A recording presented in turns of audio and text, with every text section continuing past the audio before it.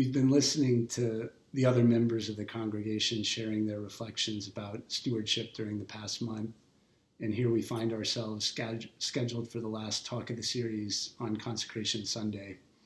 I'm not sure we feel qualified to be the closers, but we're glad to have the opportunity to share a little bit about why and how we support Old South. I think Megan and I still feel like relative newcomers, both to Boston and to this church, although we've been here for a few years now. We moved to Boston in 2016, just a few weeks after our first child, Harry, was born. We'd been living in New York and were members of a church there that we loved. And when we asked one of the pastors for recommendations of churches in Boston that might be similar, he conferred with some colleagues and suggested Old South. So we walked in our first time here, pushing the stroller with the newborn. We were warmly welcomed and directed upstairs to the nursery, where we were not quite pushed out the door, but let's say strongly assured by the nursery staff that Harry wasn't too young for us to leave him there. He'd be just fine. We should go down to the service and enjoy it and not worry about a thing. That was the first time we left our child with anybody other than his grandparents at that point. And needless to say, we were sold on this place from that moment on, even before we had been to the church service. As we're here recording this video this evening, you see half the Smith family. We have two boys now, Harry, who's 5 years old, and Eli, age 2, who are both upstairs sleeping, I'm sure soundly, like little angels that they are. As Brandon mentioned, we moved to Boston just 3 weeks after having Harry and didn't know anyone here. Up until Harry was born, I worked as a first grade teacher. I loved teaching and the energy and camaraderie that came from working in a school. It was definitely a big shift for me when we moved to an unfamiliar town and I decided to stay home with my newborn. Soon after we started attending Old South, one of the former ministers, Anthony, seemed to sense that I needed more purpose and engagement with adults outside of the home. He asked me to join the Christian Formation Committee, a committee on which I still serve today, which quickly gave me the opportunity to become part of a group, to build relationships with other members of the congregation. Anthony said he chose me because I could provide both a parent's and an educator's perspective, but I know that he also saw a new church member who needed some connection, and he cared enough to find a role for me in the church that would be a good fit. From the beginning, we've loved the worship services here, from the music to the thoughtful and thought-provoking sermons, and of course the childcare didn't hurt. It wasn't just that we were getting a much-needed parenting break each Sunday morning. Kate and her childcare staff received our kids with such love and enthusiasm each week. We knew we had found a special church home for our family. The kids would walk into the nursery to hugs and excited greetings. They quickly formed bonds with their caretakers and raced into the church each week, looking forward to pressing the elevator buttons and seeing those familiar faces. And the warmth towards our children wasn't limited just to the children's staff. Last Sunday, as we hustled into the church, always frenzied, the boys walked into a receiving line of Sean and Nancy and Catherine and Kate, all greeting them by name. Harry and Eli feel important here, like they are valued members of the congregation. Brandon and I have always been touched by how Kate goes out of her way to really try to figure out what families need. She organized Parents' Night Out, designating the first Friday of each month as a time for parents to relax and reconnect while the kids got to play and eat dinner together at the church. Both of our kids have gotten to come to Cape Cod for the annual church retreat, where Kate again made sure childcare was provided so us parents could participate more meaningfully. We became regular attenders of the 9 o'clock service, getting to know other families and participating in a service that truly celebrated the church's children. Harry started attending the Godly Place Sunday School program, where he was being taught by teachers who shared our values and encouraged his questions and growing curiosity about God and faith. I dabbled in small groups and continued my work on the formation committee. Brandon enjoyed being a part of Dawn's Monday evening theological book group. Worship service and community hours nurtured our faith, lifted our spirits, and called us to action. Then COVID hit. Like so many other families, our normal routines were completely upended. Harry was in his first year of preschool, and Eli had just turned 1. Then instantly there was no school, no childcare, and no church activities to attend. We had to be on duty with our young kids 100% of the time, and as so many of you have experienced in your own ways, it was hard. It is hard. Old South has done a great job making services available online and adjusting to life during the pandemic.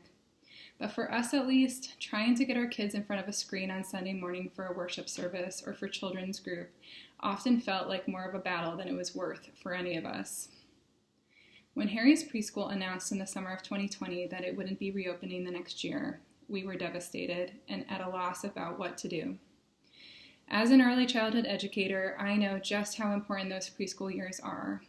But starting him in a new, unfamiliar school felt scary and uncertain. It was hard to gauge whether other schools were taking adequate COVID precautions, and we didn't know if sending Harry to school would be safe. A friend of mine, a non-church member, mentioned that he was going to send his son to Old South for preschool and that there were still some spots open. Living in Somerville, it never occurred to us to send Harry across town to Old South. It sometimes took me an hour or more to get to the church on Friday nights for parents' night out, and I was not interested in that kind of daily commute. However, the more Brandon and I thought about it, the more it felt right. We knew just how seriously the clergy and staff were taking the virus, and while the teachers would be new to Harry, the building would be familiar and help to ease the transition. Little did we know that most mornings dropping Harry off at school, we'd be greeted by Nancy and Helen and get to visit with other Old South people too. Harry got to have his final year of preschool in a classroom with other kids and great teachers, and he flourished. The church and preschool staff worked so hard to keep the students safe, and they did. There were no school closures. Our family was gifted with some semblance of a routine. The traffic didn't bother me a bit. It felt so good to have a schedule and to have a reason to leave the house each day. Old South Preschool allowed our family to stay connected to the church. Just being in the presence of the building provided comfort, and small talk with the church staff at drop-off and pickup felt like a real social event. Midway through the school year, when the director of the preschool announced her retirement after 40 years, I volunteered to serve on the search committee for the new director. I could not let a chance pass by to further support a place that had done so much for our family. This past fall, we made our cautious return to in-person worship. Still somewhat apprehensive about COVID safety, especially for our kids. Walking through those front doors, though, felt so good. And as always, Kate bent over backwards to find ways for our kids to participate in the nursery and church school, while Brandon and I got to rejoin Sunday worship without having to wrangle the kids playing and fighting in our living room the whole time. We had not fully realized how much we both missed and needed the church, and we are so grateful to be back. Megan and I have been a couple for a long time.